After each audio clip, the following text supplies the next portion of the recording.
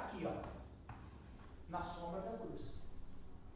Porque todo mundo, tanto o mundo secular quanto o mundo espiritual, esperava a promessa. Quando a promessa veio, agora nós estamos vivendo na luz da ressurreição. Ou seja, Jó viveu aqui, e aqui é a sombra da cruz. Em outras palavras, Jó acreditou na cruz sem que ninguém falasse antes dele. Aí você falou revelação. Não é profundo uma coisa dessa? Tremendo. Agora, pergunto eu, em que pé nós estamos em relação a isso? Em relação a essa fé? Hã? Qual a referência do versículo? Jó 13, 15. Mas aí a gente tem que ir para aquele versículo lá, né? Paulo falando sobre as escrituras, toda inspirada por Deus. Sim, sim. Aí a minha fé é mais fortalecida ainda de entender isso. E você quer saber, Rio? Inspiração do Espírito Santo. A nossa fé acaba sendo subproduto da fé desses caras. Mas aí... Não é interessante isso, cara? Você creu, eu creio porque você creu, você deu provas disso aí. Sim, mas é por isso que Deus amou que chegar para Satanás, tu conhece no céu de Jó. Porque o cara andava uma Meu direção lá na Deus, frente. meu Deus. O nível que aquele cara dá. Sem referência nenhuma, né? Nada, nem, não, zero. É uma relação direta com O Gênesis foi escrito quase 1000 anos depois dele. Não tinha nem um 3,15 ainda. Não tinha 3,15. Mas Jó, de uma maneira muitíssimo interessante, ele acreditou. Agora a pergunta, como que Jó acreditou? Ele escutou de alguém. Ele escutou de alguém.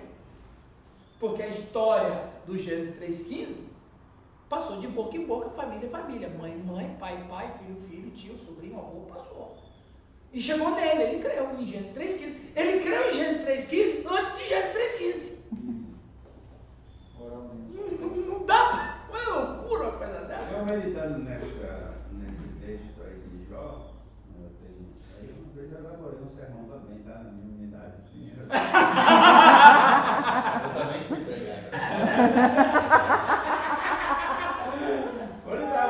Esses Quando estava tendo, quem sabe você já usou. Esses amigos. Vai lá com a segunda caminho. Mas assim, olhando para o próprio testemunho do próprio Deus a respeito dele, né? E depois aquela questão de Satanás também, de dizer, olha, ele está te louvando de balde. Assim, isso! Por troca, porque tu abençoa ele. Aí um dia Deus falou assim, puxa, eu lembro toda a história de Jó estudando, o Senhor falou no meu coração. E o tema que Deus colocou no meu coração foi assim, servindo a Deus por nada. Rapaz, quem disse que da Bahia não sai coisa boa, rapaz? Essa veio lá do totalmente desprovido de qualquer interesse. Isso também prova, dentro dessa sua tese, que Satanás nos conhece superficialmente. E, para concluir nosso arrazoado simples nesta manhã, eu cheguei a uma conclusão. Não era Jó que estava sendo testado, era Satanás que estava sendo testado. Porque foi Satanás que propôs, não foi Jó.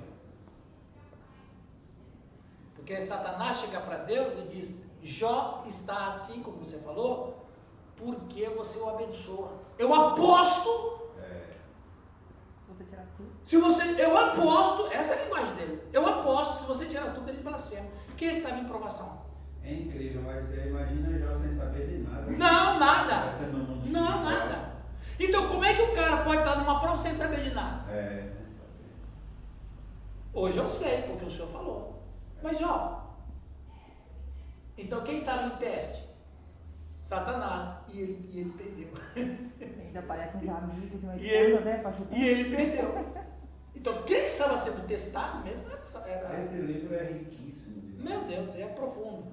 Na literatura secular, ele é reputado como o livro mais belo que o homem já escreveu. Olha, você já pegou os caras falando sobre, por exemplo, eles negando a inspiração desse livro. Tanta gente Sim, sim. Né? Esse cara incrédulo, né? Sabe por quê? Porque é o seguinte, a verdade, a graça de Deus, para quem não quer mudar de vida, a graça de Deus incomoda. Ela é uma bênção para quem se reconhece pecador. Mas para quem não se reconhece pecador, a graça de Deus agride. E ainda assim, de acordo com Paulo, a graça de Deus nos constrange. Porque a gente fica com vergonha. Porque os atos de maldade é tão grande para um cara que não merece, que fica com vergonha. É isso que Paulo está dizendo. Eu tenho vergonha de Deus. Eu tenho vergonha, eu tenho. Mas claro, por quê? Porque a graça encontrou um coração arrependido. Agora, quando a graça encontra um coração duro... Quem é digno de subir no púlpito? Não, ninguém é digno. Agora, quando a graça encontra um coração endurecido, ela agride o cara. A cruz é um escândalo. Aí a gente vai ler Paulo dizer que a cruz é uma loucura, é um escândalo para quem está perecendo.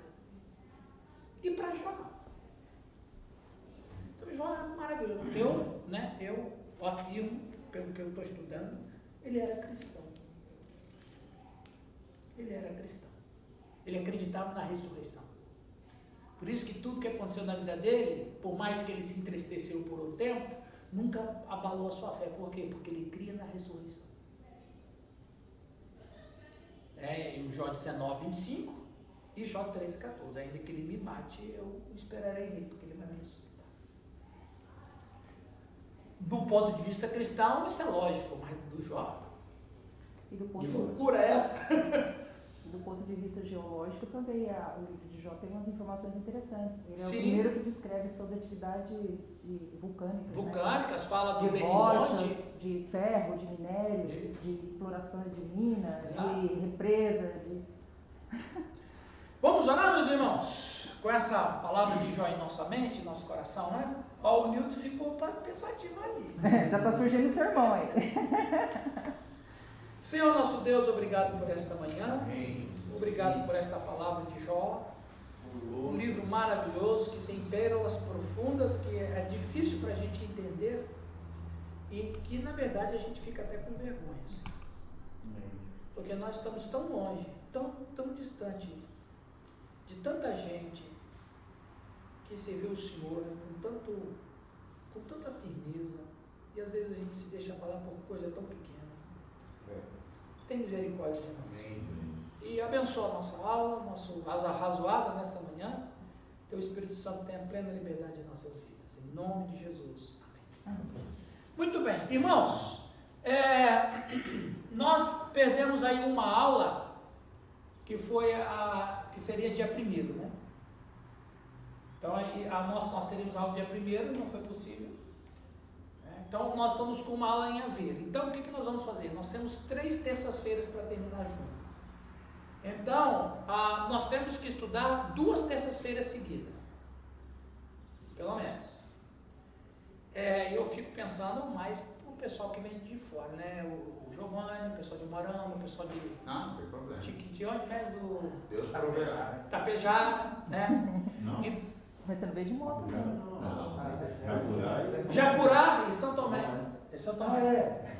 São Tomé. Tapejara não é. Então é o seguinte, vamos fazer aqui uma assembleia extraordinária. Vocês querem que a gente tenha as 2 últimas terças de junho e a gente escapa na próxima terça, ou a gente tenha hoje e terça-feira, escapa uma terça e estuda dia 29? Essa é a última hipótese aí, eu acho.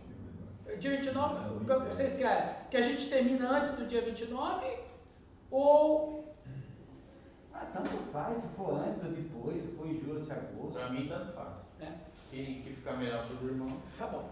Então a gente vê isso aí. Eu vou lá no grupo daí, tá ok? Mas se preparando, pelo menos, a gente vai ter que estudar 2 terças para terminar no semestre. Muito bem, meus irmãos. Falando agora, nós estudamos o último encontro sobre o estado de humilhação, não é? E hoje nós vamos começar a falar sobre exaltação e a gente vai tocar em algumas coisas muito interessantes também nesta manhã, ok? O estado de exaltação. Alguém pode ler, Jane? Lê para nós, por favor. O estado de exaltação se tornou manifesto primeiramente ao mundo inferior, na descida ao Hades, e depois a este mundo, na ressurreição e na ascensão, completando-se com o assentar-se à destra de Deus.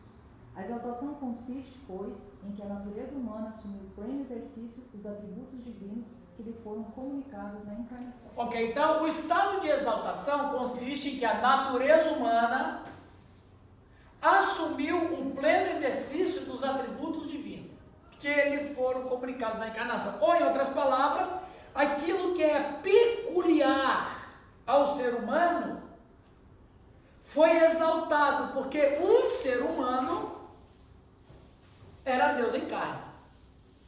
Então, o Cristo, a exaltação do Cristo começa quando ele, de uma maneira direta, exalta a humanidade. Por quê? Porque ele foi um humano. Deixa eu explicar uma coisa para vocês entenderem um pouco melhor. Às vezes é até difícil explicar. Estava um rabino e um padre conversando. O rabino perguntou para o padre: padre, se você for um bom padre, o que acontece com você dentro da hierarquia da Igreja Católica? Aí o padre disse: não, se eu for um bom padre, eu posso ser um bispo.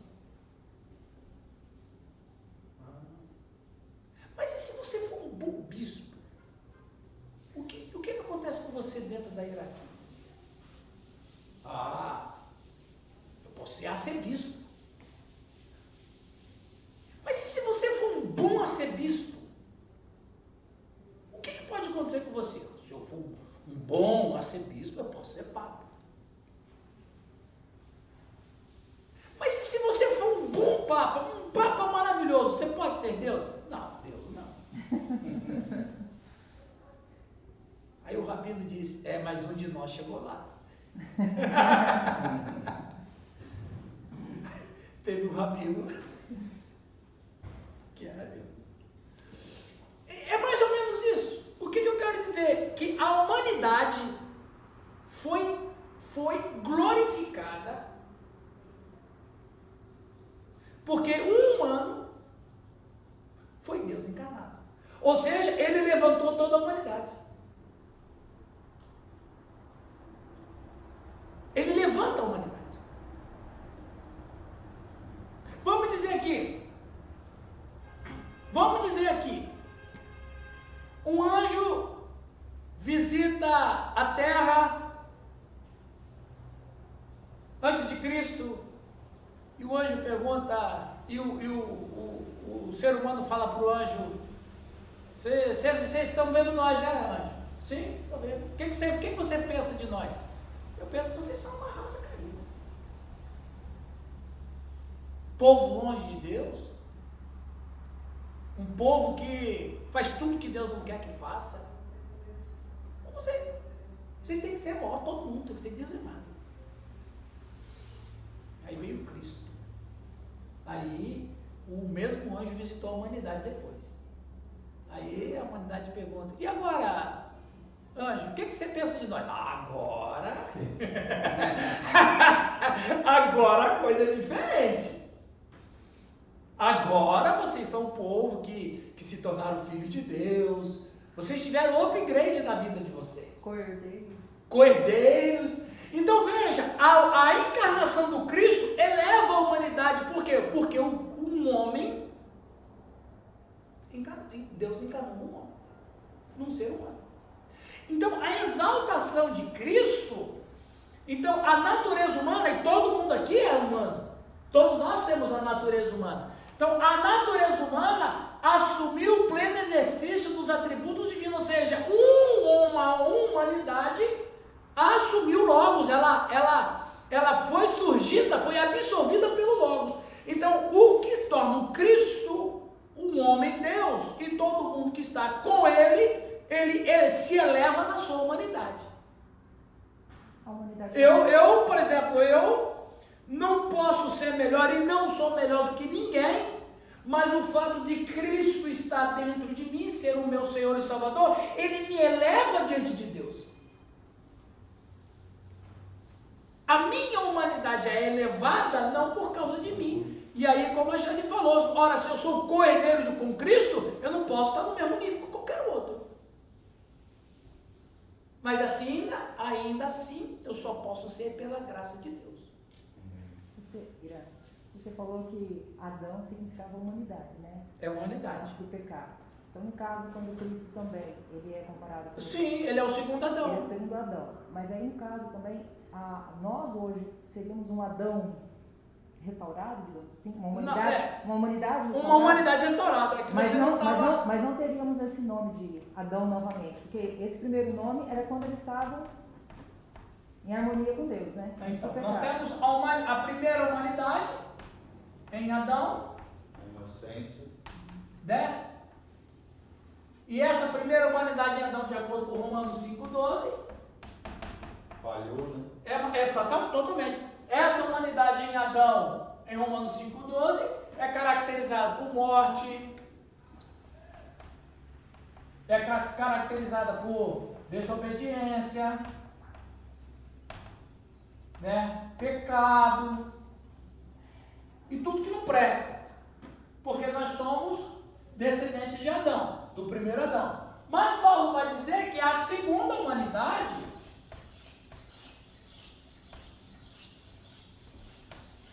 no primeiro Adão e no segundo Adão é uma humanidade caracterizada pela obediência, santidade e vida. Nós só podemos estar aqui porque Jesus, e Paulo vai dizer que Jesus é o segundo Adão. Então, o que acontece na conversão? Eu saio desse estágio dessa humanidade e vim para essa outra humanidade, e Paulo vai dizer isso em Efésios, capítulo 4, verso 22 a 24.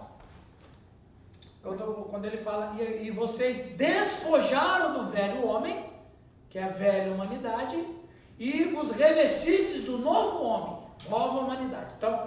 Então, quando Cristo vem a esse mundo, e ele é a segunda pessoa da Trindade, ele como Deus encarna como um ser humano, todos os seres humanos que estão nele se elevam, passam a um status de morte para a vida, de desobediência para obediência, de perdição para salvação, de condenação para absolvição. Quer dizer, houve um upgrade na humanidade. Em Cristo, né? Em Cristo. Então esse título em Adão aí deixa de Mas existir, né? há alguns teólogos que eles continuam ainda pregando, por exemplo, a questão da imagem e semelhança de Deus sem a redenção. Sim. Imago Dei. E eles acabam enfatizando, na verdade eles chegam a dizer que nós somos pequenos deuses. Que absurdo. Agora, importante falar, mesmo caídos, nós continuamos como pecadores. Eu sou um pecador, mas eu não faço parte dessa humanidade caída. Eu sou um pecador, mas eu sou um pecador redimido pelo sangue do Cordeiro. Então eu não sou um pecador perdido, eu sou um pecador redimido, como Jesus disse isso para Zaqueu. Eu vim buscar e salvar o que se havia perdido. Ok, ele me salvou e me achou. Lucas capítulo 15, a parábola da ovelha perdida. A humanidade toda seriam ovelhas, mas aí Exatamente. as salvas estão dentro da aprisco. As salvas estão no... E aí ele fala que ele tem ovelhas em outro aprisco. Ou seja, está no mundo, tem que voltar para cá. Então, a exaltação de... Então, olha que coisa interessante, hein, Giovanni? Que a gente praticamente não para... Claro, esse é o objetivo da teologia. Não é, talvez, não é talvez da vida cristã comum, mas isso é do nosso, e nós como pastores temos a obrigação disso, de pensar que a encarnação de Cristo, ele eleva a humanidade. Então a exaltação do Cristo automaticamente nos exalta, não no sentido de sermos Deus, mas no sentido de que a gente sai de um estágio. Ora, se eu estou no estágio de morte e vou para o estágio de vida, houve o que na minha vida? Uma melhora consubstancial. Então eu não sou qualquer ser humano, não sou qualquer pecador. Não sou melhor do que aquele que está aqui, porque ainda estou no mesmo nível de pecado, mas eu estou redimido.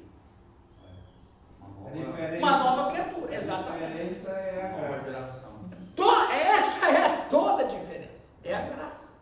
Se não é a graça que eu recebo em minha vida, Efésios 2, lascou tudo. Muito bem. Continuando sobre os estados de exaltação, lembra nós, Milton, por favor? Milton Flores. Flora é minha mulher, eu não. Você é Flores, não é? Uai, quem? Você que é Fábio, você que é Florzinha? Olha o guri aí. Sou uma florzinha de Jesus. É a florzinha de Jesus. Florzinha de Jesus. Só que essa florzinha aí é carnívora. Nilton, lembra? A natureza divina não é passível de humilhação ou exaltação. Na exaltação, o homem Jesus Cristo. Aí depois nós temos aqui, né? Tá. Isso aqui é importante falar, ó. O que foi exaltado no Cristo foi a natureza humana, não a divina. A divina não sofre nenhum tipo de variação, de alteração. Mutação, exato. Porque a natureza divina é sempre a mesma coisa. Ela não pode ser nem humilhada e nem exaltada. Mas o que é? Mas quando a gente trata da exaltação de Cristo, o que nós estamos tratando de exaltação? A natureza humana. Então quer dizer que o Cristo encarnando, ele elevou o nível de todo mundo. Daqueles que estão em Cristo. Não, daqueles que estão em Cristo. Exatamente. Não é todo mundo. Né? Todo mundo quer dizer assim. Exatamente, essa humanidade. Ele fala que estiverem em eu. E eu neles. Então, aí ele exalta. Então, eu continuo sendo pecador, mas eu sou homem. Eu faço parte da humanidade também. Então quer dizer que a humanidade minha, em Cristo, ela é elevada. Porque eu saio do estágio de ser um cara contra Deus, uma vergonha, para ser uma glória. Então houve um upgrade dentro da minha humanidade. Então a minha humanidade, ela acaba sendo elevada por causa do Cristo. Não, ainda na sua plenitude, né, professor? Não. Isso somente na glorificação. Na glorificação, porque nós ainda não estamos nesse estágio ainda do mundo provisório. Ok? Então tá, a natureza divina não é passível de humilhação ou exaltação, porque Deus é uma coisa só, ele sempre é exaltado, ele nunca é humilhado, ele nunca é exaltado, ele é o que ele sempre foi. Na exaltação, o homem Jesus Cristo, continua Nilton. Retirou-se de sob a lei e em seus aspectos federais e penais e, consequentemente, de sob o fardo da lei como condição da aliança das obras e de sob a maldição da lei. Então, retirou-se sob a lei em seus aspectos federais e penais. Eu cumpri meu papel. Agora, o Cristo ressuscitado, ele agora ele como pessoa encarnada, ele agora está em outro nível. Que nível? Esse nível. Ele não está mais. Lembra que Paulo disse em Gálatas 4:4 que o Cristo, quando nasce sob a lei. Na plenitude dos tempos, ele nasce sob a lei. Nasce sob a lei. Por quê? Porque ele, como homem, tem que cumprir a lei para todos os outros homens. Por isso que ele disse em Mateus 5,17, não vim revogar a lei, eu vim cumprir. Cumprir por quê? Para satisfazer as exigências da lei de Deus, dele mesmo. Que nenhum homem conseguia. Que nenhum homem conseguia, mas um homem tinha que conseguir. Por exemplo, qual é o grande problema não teológico? Vamos sair do campo da teologia um pouco, mas qual é o grande problema da reencarnação? Claro, ela não existe, ela não é verdade, a gente sabe, mas qual é um outro problema lógico da reencarnação? Ela nunca acaba como um desespero, porque se você tem que morrer e reencarnar, você não resolve o problema da morte. Você só Aliás, é ilógico até a reencarnação. Jesus não venceu a morte. É ilógico a crença da reencarnação, porque ela exalta a morte e exalta o sofrimento. O que todo mundo quer se livrar? Da morte. Mas se você tem que morrer e reencarnar, você não resolve o problema. Além de não resolver o problema, você potencializa o sofrimento, porque morrer uma vez já é uma dor, imagina morrer, sei lá, 100 vezes. E ainda guardar memórias. Não tem lógica. Então, a questão toda Ela justifica o sofrimento, mas não resolve. Mas assim, ainda assim, Giovanni, talvez ela não justifica, mas ela oferece uma coisa pior ainda, porque, veja, olha a questão da ilógica da reencarnação. Dentro dessa perspectiva, a pessoa tem que sofrer para voltar melhor. Uma espécie de purificação. É uma purificação. Mas, ao mesmo tempo, os reencarnacionistas dizem que a gente tem que fazer coisas boas também, porque te ajuda no processo evolutivo. Se você fizer coisas boas, você vai reencarnar um pouco pior. Um pouco melhor. Não, um pouco pior, porque o cara tem que reencarnar para sofrer. Mas se eu ajudo quem está passando por uma situação difícil, eu estou atrapalhando a evolução do cara, porque ele tem que sofrer. Você só faz boas obras para quem precisa. E se o cara está precisando, ele tem que sofrer, ele tem que sofrer. Não tem lógica o negócio. Você imagina o filho pródigo. O cara chega, um reencarnacionista chega para o filho pródigo e diz assim, é isso aí mesmo, viu? Pô, mas eu estou aqui sofrendo. Não, você tem que sofrer. Mas eu vou ficar aqui para sempre? Não, você vai morrer. Ah, então eu vou me livrar disso? Não, você vai voltar. Mas por que eu vou voltar? Não, você tem que melhorar. Mas você pode voltar um pouco, mas aí você não é. Pode reencarnar. Você vê, não dá esperança. Fora que segrega, né? Defende, por exemplo, a continuidade da miséria das minorias, das castas, né? Sim, exatamente. Uma coisa grotesca. Demais. Uma vez você está numa casa, nunca mais pode evoluir. Justifica.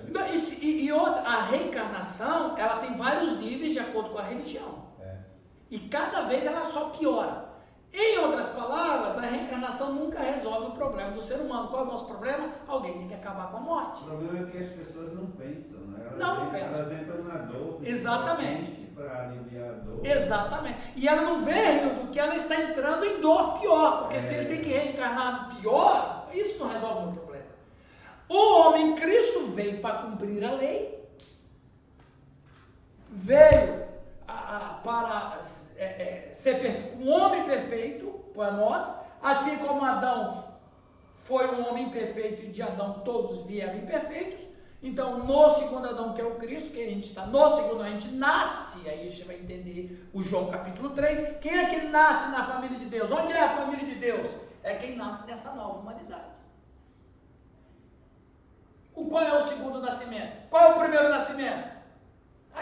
Aqui ninguém precisa pedir para nascer, mas para nascer aqui tem que pedir para nascer.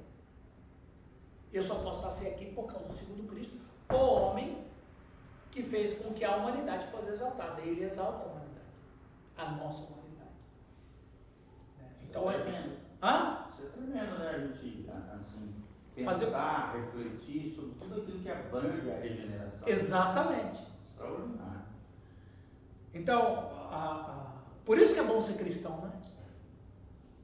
Vai ficar a vida toda, né? Estudando a cruz, a regeneração. Você nunca chega no final dela. E sempre tem algo novo para aprender, né? Sempre tem algo novo para aprender.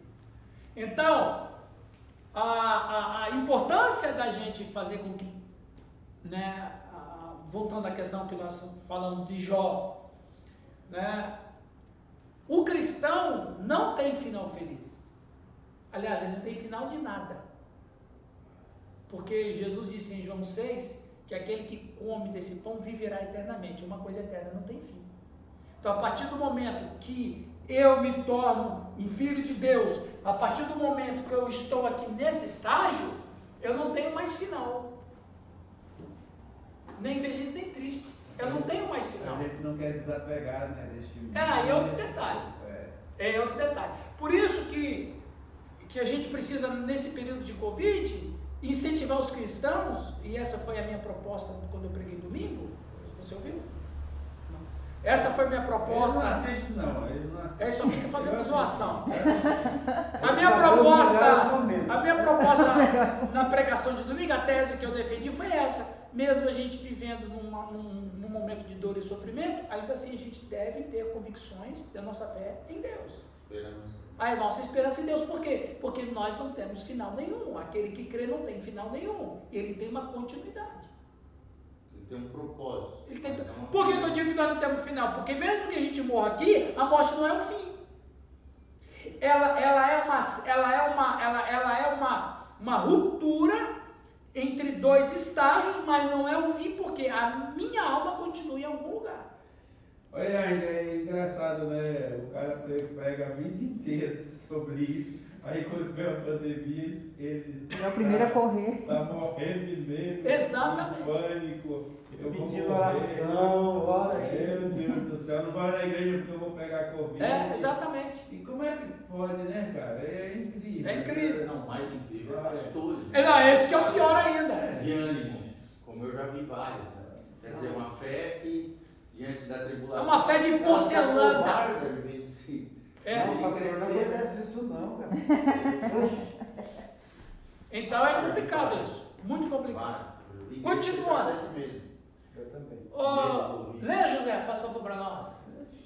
Permutou a relação penal com a lei pela relação justa e como mediador entrou na posse das bênçãos da salvação que ele mereceu para os pecadores. Então ele permutou a relação penal com a lei pela relação justa.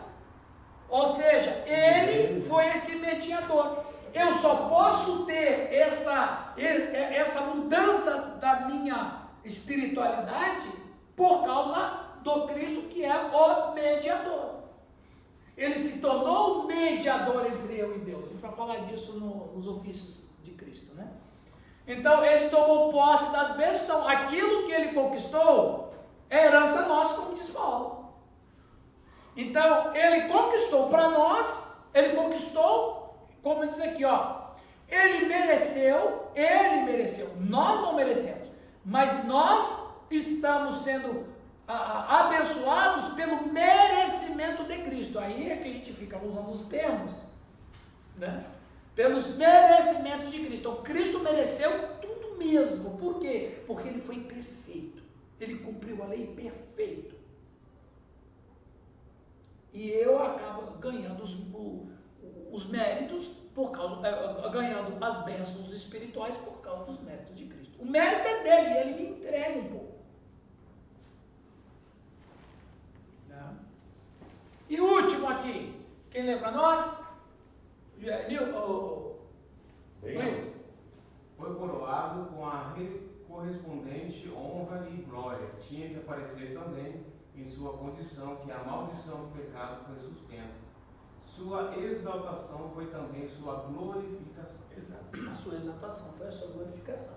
Interessante, quando a gente fala de glorificação, mas ele não era glorificado? Sim, ele já tinha glória junto com o Pai, antes de tudo, mas não como homem. Uma coisa é o Cristo antes de encarnar, outra coisa é o Cristo encarnado. Porque quando a gente fala antes da encarnação, nós estamos falando da Trindade e nós estamos falando da pericorese, que a gente estudou aqui na última aula. Agora, depois da encarnação, o processo é outro. O que é a pericorese, né? A pericorese era... Rodinha. As crianças lembram da brincadeira, né? Relação de amor entre... A pericorese foi uma palavra que João Damasceno, né? Vamos colocar aqui para ficar bonitinho, né? João Damasceno, século 7, 8, ele orando a Deus, porque ele queria entender melhor a Trindade, ele queria saber como é que era a Trindade, e um dia ele viu crianças brincando de roda, de mãos dadas, uma criança no meio, e de acordo com a brincadeira, a criança do meio ia para a roda, e quem ia na roda entrava no meio, e aí ele fala no testemunho que o Espírito Santo falou com ele e disse assim, isso aí é trindade. E pericorese significa dançar em roda. E aí o João Damasceno ele vai dizer que a trindade antes, ela se interpenetravam suas essências, fazendo com que elas fossem uma só. Então, pericorese é essa dança que Pai, Filho e Espírito Santo tinha antes da encarnação, onde essa dança da trindade, essa interpenetração entre os três, que ficavam como crianças brincando em roda, isso é pericorese. Peri é andar em volta, core é de dança, daí vem a palavra coreografia, né? Então core é dança, então pericorese é uma dança, então a trindade, e aí eu faço a leitura de que talvez o João Damasceno está falando de Hebreus 12, quando o Apolo, porque o Lutero falou que foi Apolo que escreveu o Hebreus, então foi, né?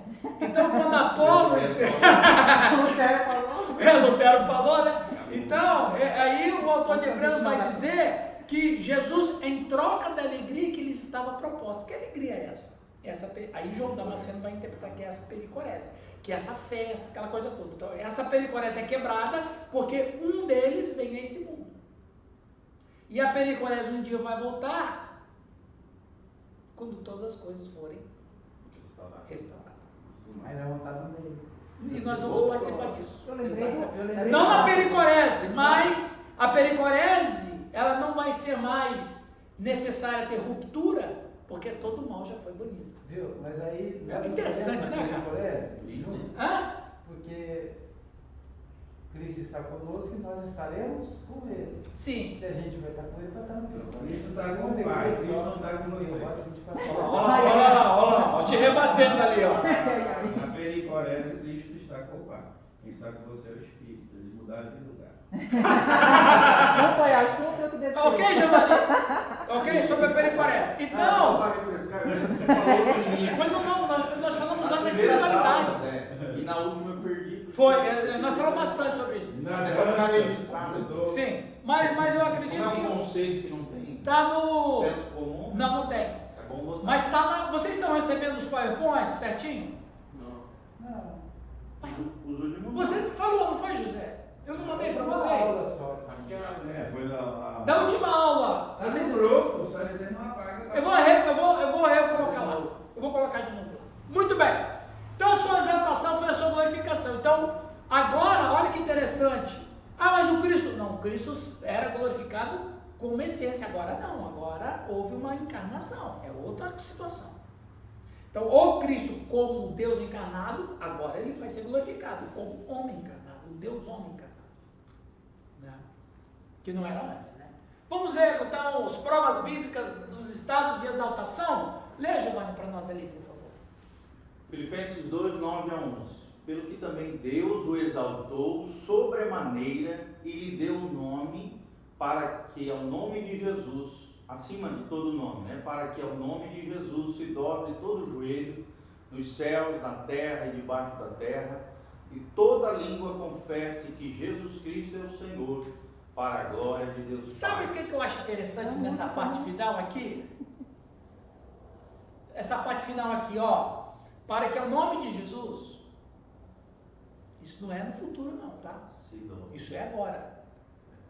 Não é no futuro. Isso aqui não é escatológico.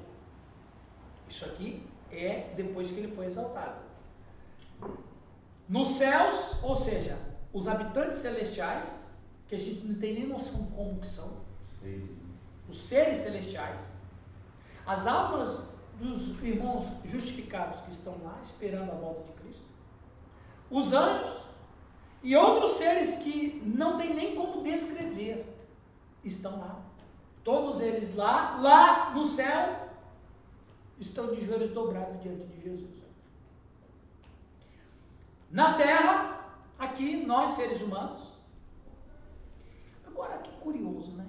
Debaixo da terra, do mundo inferior, o inferno. E quando eu falo inferno, eu não estou falando de Satanás, os seus anjos e os demônios. Ainda não. Quem está no inferno agora são as almas dos ímpios. Mas lá no inferno, as almas dos ímpios estão ouvindo o nome de Jesus e se dobram. Agora aqui, ó. E toda língua confesse. Só tem língua para confessar quem é criatura. Nesse sentido, Satanás entra. Então você já crê no estado definitivo do inferno para a alma dos ímpios ou numa tipo antessala? Não, já está definido. Como se você fosse no dentista e ficasse esperando a sua vez. Eu creio de acordo com o que diz as Escrituras. Eis que o homem está ordenado, morreu uma só vez, vindo depois disso o juízo. Então, o juízo já é fatal, né? Já é definitivo. Ele só espera o grande tribunal, porque ele tem que ressuscitar. O ímpio tem que ressuscitar e vai ressuscitar. E onde que ele está agora? E é isso que eu estou falando. Eu acredito que ele está no inferno. Jesus disse isso.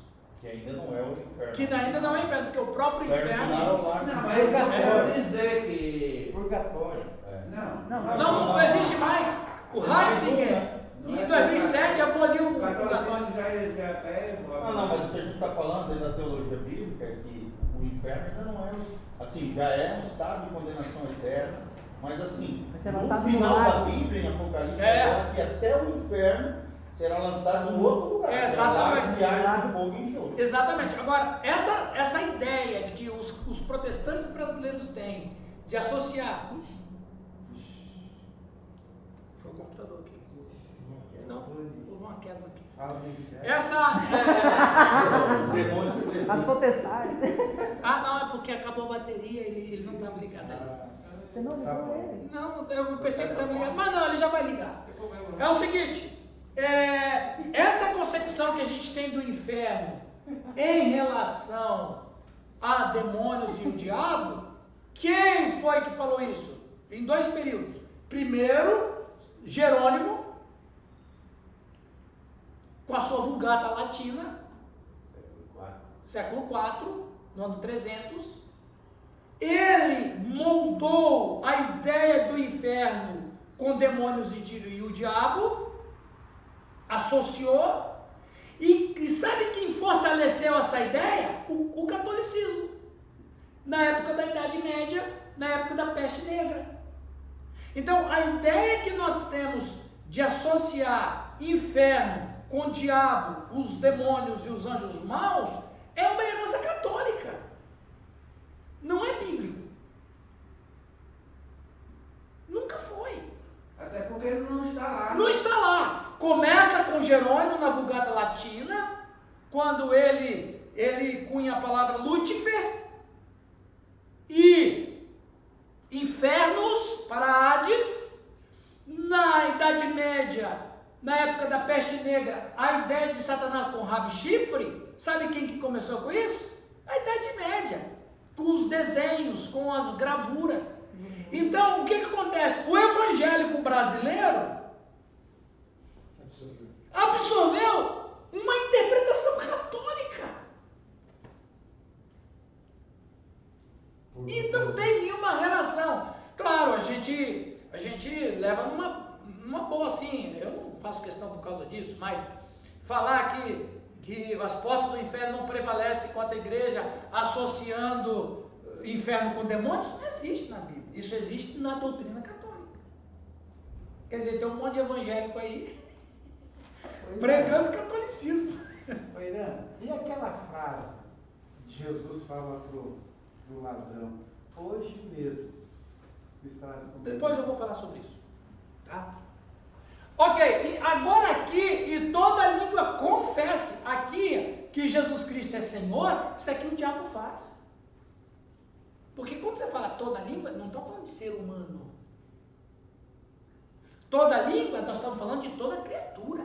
Quando os demônios falam assim, por que vieste antes do tempo? Isso, exatamente. Você veio nos incomodar? Eles se ajoelham diante de Cristo. Os endemoniados, por que os endemoniados, o Newton chega num endemoniado e repreende? Porque quando você fala o nome de Jesus, ele tem que dobrar o joelho. É isso aqui que Paulo Marcos disse. 3 também menciona, né? Quando Jesus estava expulsando os demônios, ele falava, tu és o Filho de Deus.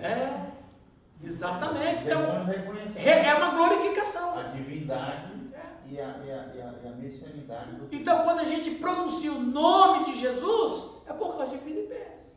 Eu estou falando o nome daquele que você tem que dobrar o joelho. Por que quando a gente escuta, nós mesmos, quando alguém fala o nome de Jesus, por que a gente não... Por que a nossa alma,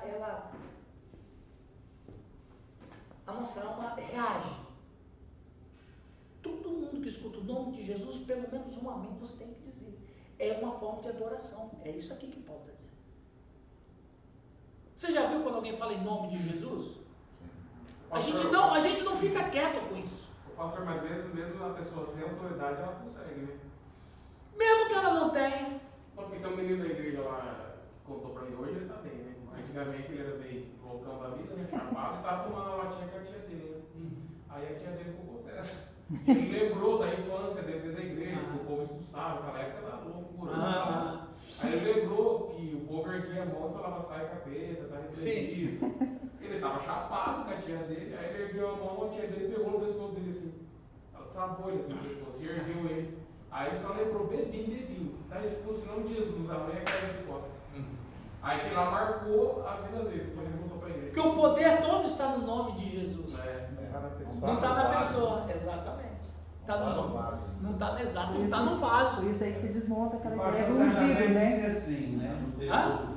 O pastor certa vez disse assim, eu lembro até hoje essa frase, numa pregação, ele disse assim, eu estudando eu entendi que poder não tem a ver com santidade. Exatamente. E para muitos crentes tem. Tem.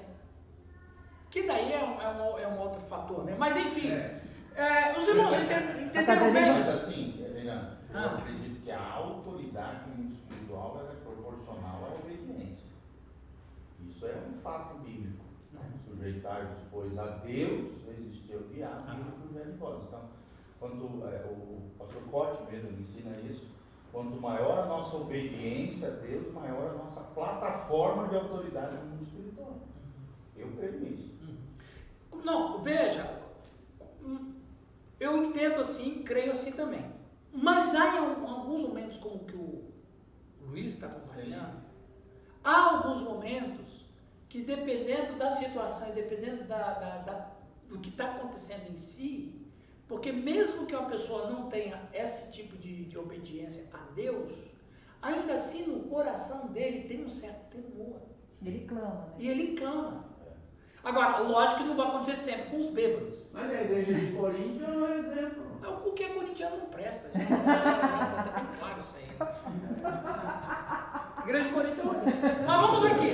Continuando aqui. É santista. É santo. Corintiano não presta mesmo. Tá vendo o Tite lá, não? Tá dando problema, né? Isso aí. Bolsonaro mandou Mandou ele sair. Já botei hashtag fora Tite. Várias vezes. Bolsonarista aí, né? Vai tirar o melhor técnico. Vai te ver, né? O nível de corrupção no Brasil. O cara entra o presidente, o técnico vai o técnico. Travou aqui o meu PC. Você tá mexendo? Não, amor, ele tá travando. Não pode deixar. O homem traz uma paixão maior do que o futebol. Pelo amor de Deus. O time já deu chata, perdeu a Copa, já tá bom. Vai ter saído depois da Copa. E pronto, já descambou o negócio. Sou bom Bolsonaro. Vamos lá. Vamos repreender esse aí. Depois faz a edição aí. Ai. Ok, vamos lá. Estado de exaltação. Quem lê para nós, por favor? Marcos 16, 19. De fato, o Senhor Jesus, depois de lhe ter falado, foi recebido no céu e assentou-se à destra de Deus. Oh, glória! E esse aqui também. Lucas 24, 26. Porventura não convinha que o Cristo padecesse e entrasse na sua glória?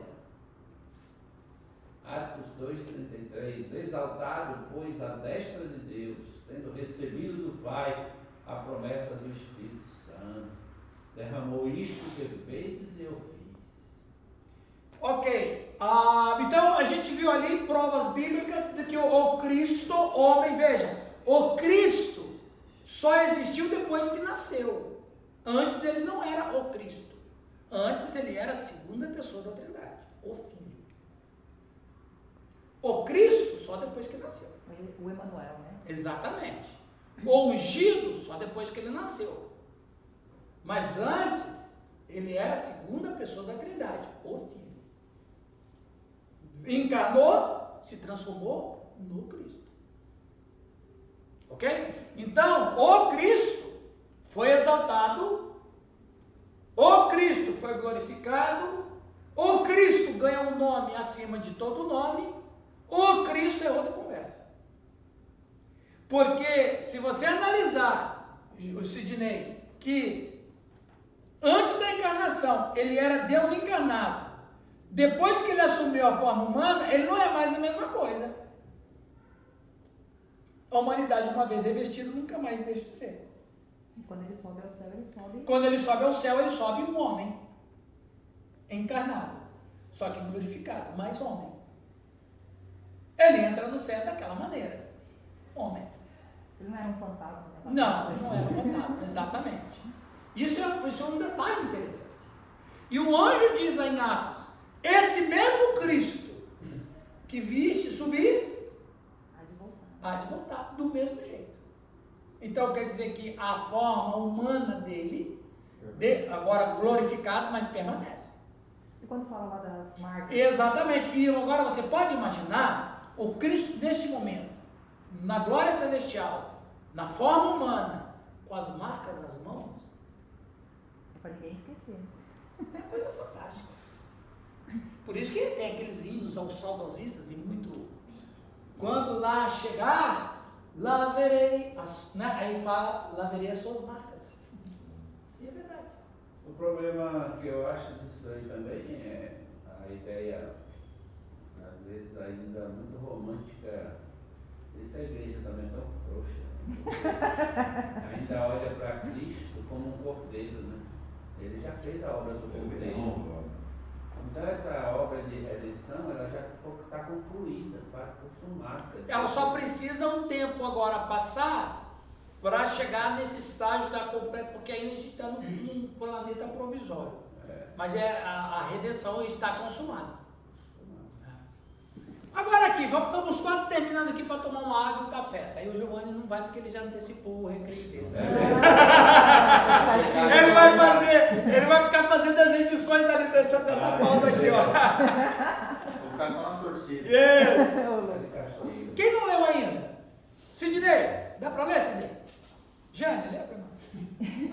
Em sua capacidade de mediador, Cristo satisfez as exigências da lei, em seus aspectos federal e penal, cumprindo a pena do pecado e merecendo a vida eterna. Portanto, tinha que seguir-se a sua justificação e tinha que lhe ser dada posse da recompensa. Claro! Por que tinha que ser dada posse da recompensa? Porque, afinal de contas, ele foi um homem, ele foi um Deus encarnado, ele estava em outra situação. Ou seja, quando o Cristo, como um homem encarnado, veio a esse mundo, passa por tudo que ele passou, conclui a sua obra de maneira magistral, maravilhosa. Agora, esse Deus encarnado tem que ser recompensado. Porque não é o Deus em essência no sentido de que não encarnou, ele encarnou. É outra situação. É um Deus encarnado, é outro estágio. Esse homem, e é interessante, por que esse homem, Deus homem, tem que ser recompensado? Porque é uma maneira dele atingir toda a humanidade. Deus não salva Deus. Deus não precisa de salvar-se a si mesmo. O homem caído que precisa ser salvo. Então, um homem, Deus encarna, se transforma num homem. Então, ao redimir toda a humanidade, ele também exalta toda a humanidade. E a gente acaba recebendo as recompensas desse homem, porque eu estou nele. Então, Cristo, o Deus encarnado, ele ganha os merecimentos da perfeição e ele distribui para nós. Quem foi, Nilton, fazendo o exame de vista aí? Ele é o redentor, mediador, reconciliador. Deus soberano. E outra coisa mais. Os judeus eles já estavam acostumados com a questão do sacrifício, né? Aquele sacrifício do cordeiro que tirava o pecado. Será que eles tiveram dificuldade de entender ou eles não quiseram mesmo? Porque em vez de ter um altar, no templo, teve uma cruz no monte, né? E a cruz era, na verdade, uma execução romana, não era uma execução judaica. Então, aparentemente, a cruz estava longe de ser um sacrifício, muito mais por remissão de pecado. Sim. Aquelas pessoas que condenam Jesus ali, a gente tem relatos só sobre o que acontece com Pilatos, mas muitas pessoas participaram da condenação de Jesus. Eles estavam condenando politicamente um homem, né, na visão deles ali, e era um homem que estava causando desordem no império, digamos assim. Tanto é que o título dele em cima é de zombaria, rei dos judeus. Mas tem algum relato histórico, extra-bíblico, que fala o que acontece com essas pessoas que estão ali? Porque a gente vê assim, muito em filme, aquela questão romantizada dos soldados rasgando as vestes de Jesus, né, e zombando dele, cuspindo, e outras pessoas blasfemando. Será que para essas pessoas que participaram diretamente da execução de Jesus, houve um castigo pior, alguma coisa assim? Houve, veja, tanto houve que os judeus estão sofrendo até hoje. Caia sobre nós o seu sangue, eles amaldiçoaram a geração futura. É que eles pediram, né? Eles pediram. Então, quer dizer, hoje você vê o judeu, a partir disso, o que o judeu sofreu, rapaz do céu. Como nenhum povo no mundo. Como nenhum. E o pior ainda, não foi só o fato deles incitarem a morte do Cristo, como também o fato de rejeitarem, veio para o que era seus, só isso aí já era um motivo, né? Veio para o que era seus e os seus não receberam. Não somente não recebeu, mas também como se tornou pedra de tropeço. Exato. Mas aí tem umas coisas também que a gente tem que levar em conta, né? O próprio Cristo disse que aquilo estava oculto aos seus olhos, ou seja, ao seu entendimento. Mas por que estava, né? Então, Eles foram ocultos por causa da incredulidade. O fato deles não aceitarem, agora rejeitar. Não só rejeitar, mas também incitar a sua própria morte, a sua execução, que o Roma matasse ele. Eu penso assim, que o Cristo morreria de um jeito ou de outro. Se não fosse pela mão dos judeus, seria pela mão dos romanos. Com certeza. Você não acha que quando a gente coloca, por exemplo, a questão dos judeus, a gente está... Antissemita? Não, a gente está sendo injusto. Na verdade, os representantes religiosos, eles coordenaram tudo isso. Não era, na verdade, não era a nação. As pessoas comuns. Né? Na verdade, eles eram comandados por esses homens. Sim, mas o sacerdócio estava corrompido, não existia mais nada ali, né? Era apenas religião pura. Pois é, mas acontece que a quem disse crucifica ou crucificam foi toda a população. Quando pediram Barrabás, né? Foi toda a população. Movida por eles. Movida por eles, mas teve, claro, foi bom você tocar nesse assunto. Foi bom você tocar nesse assunto. João é o remanescente. Teve algumas pessoas que não embarcaram nisso, teve alguns sacerdotes que não embarcaram nisso, Nicodemos foi um que não embarcou nisso, inclusive Nicodemos foi... Tinha quantos discípulos lá no cenáculo depois lá? Tinha João, Maria e as outras no cenáculo depois esperando o Espírito Santo. Não. Tinha 120, mas já tinha caído o número. Porque quando Cristo ressuscitou, 500 irmãos viram ele de uma vez só. Por que os 500 não receberam o Espírito Santo, só 120? Mas depois o tanto que já se converteu. Se demora mais um pouquinho. E o tanto que se converteu com Pedro já? Não, é isso que eu estou falando. Depois tiveram algumas conversões. Mas assim, a própria nação se auto... Agora, uma coisa importante falar, por exemplo, as nações que perdiam, os reis, eles colocaram isso, inclusive você vai ver isso na estela de Merneptah. A estela de Merneptah, que foi descoberta no século XIX, está dizendo lá, todo Israel foi destruído. Não é verdade, mas eles falavam isso porque se uma nação perdeu, toda a nação perdeu. Mas claro que ninguém foi totalmente destruído. Os reis falavam isso até mesmo para o seu próprio poder, a sua glória. Mas quando você fala assim, a nação de Israel se corrompeu, é verdade, mas teve judeus individuais que não se corromperam. Daniel foi um. Que é o remanescente fiel. Então, mas a nação como coletividade, ela foi amaldiçoada. Porém, algumas pessoas puderam ser salvas. É a mesma questão da humanidade. A humanidade vai ser salva? Vai. Olha nós aqui. Mas pessoas individuais não serão salvas. É diferente. Nós estamos falando de raça. Se alguém falar, a obra de Cristo foi em vão, porque nem todo mundo vai dar, não foi em vão, ele conseguiu salvar a humanidade. É como a igreja hoje, né? Exatamente. A igreja está corrompida, mas não é tudo. Não é toda, exatamente. A igreja batista da Alvorada lá está corrompida. Não, pode ser que um outro não esteja. Por exemplo, a igreja presbiteriana está envolvida, a igreja presbiteriana lá da 8ª vai aceitar casamento gay. A igreja presbiteriana não, tem uns caras lá que não concordam com isso. A igreja luterana, né, não a livre, mas a luterana está envolvida com ideologia esquerdista. Tudo que a agenda esquerdista. Mas o Irã não, o Irã pode. Não, exatamente. Mas a instituição está corrompida, mas tem umas pessoas ali que não aceitam. Então essa é a ideia do judeu também, né? Mas vamos adiante. Aqui eu quero terminar essa primeira parte, que são 10h30 quase, sobre o Hades, que é o que o Newton me perguntou. Deixa para depois do café, não café. Então tá bom, vamos tomar um café. É que eu acho que ele